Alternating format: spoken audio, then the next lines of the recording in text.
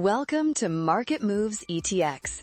This podcast is hosted by David McAtee, a real estate agent with Realty One Group Rose in Tyler, Texas. Each episode is created for East Texans who want a clearer understanding of the local real estate market. Whether you're buying, selling, investing, or simply staying informed, you'll get straightforward insights, local context, and practical guidance without pressure or hype. Let's get started. Today I want to spend a few minutes talking about something I get asked about from time to time, and that is what kind of property you can actually buy when your budget moves above the $500,000 mark. I think a lot of folks are surprised by what that price point can really open up around here.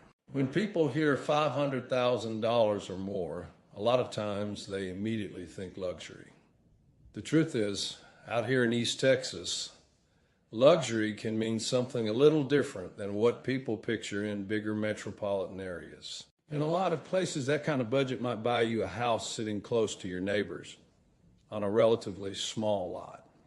Around here, that same number can often put you in a completely different category of property and lifestyle. What you start seeing at that price point is land becoming part of the conversation. You are not just buying square footage inside the house, you're buying privacy, flexibility, and a different way of living day to day.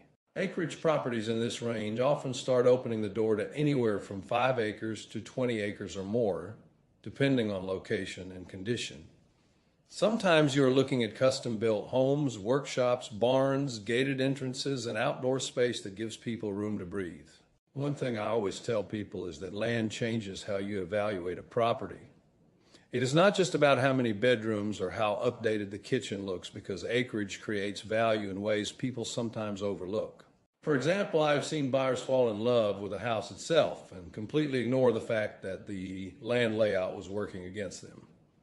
If drainage is poor or usable acreage is limited, that can affect long-term value more than people realize. That is where experience matters when you start looking at these larger properties. The market does not simply respond to a bigger home, it responds to overall value and whether that property makes sense for what buyers in the area actually want. I've learned over time that every price point brings different expectations. What works in a traditional neighborhood listing does not necessarily apply when you start looking at acreage estates or larger rural properties. Think back to when I first entered real estate during that unusual COVID market. Things were moving fast, interest rates were low, and honestly, a lot of success came easier because buyers were jumping on almost everything available. Then the market shifted and reality started setting in. That period taught me pretty quickly that there is no crystal ball in this business, and understanding the market always matters more than assuming momentum will continue forever. That lesson applies here too when people start shopping in higher price ranges. Just because a property looks impressive does not automatically mean it is priced correctly or positioned well within the local market. For sellers, acreage properties require a different strategy from day one. You have a smaller buyer pool, more specific buyer needs, and pricing mistakes at this level can cost you valuable time that you do not get back. I say it often, and I believe it completely. When you price something wrong, the market notices faster than people think, and correcting that later becomes harder than getting it right from the beginning. For buyers, patience becomes one of the most important parts of the process. Sometimes the right property is not the most expensive one. It is simply the one that matches the lifestyle you are actually trying to create. At the end of the day, real estate has never been about houses to me. It has always been about helping people make decisions they can feel good about long after the paperwork is signed. That is why I approach every conversation the same way.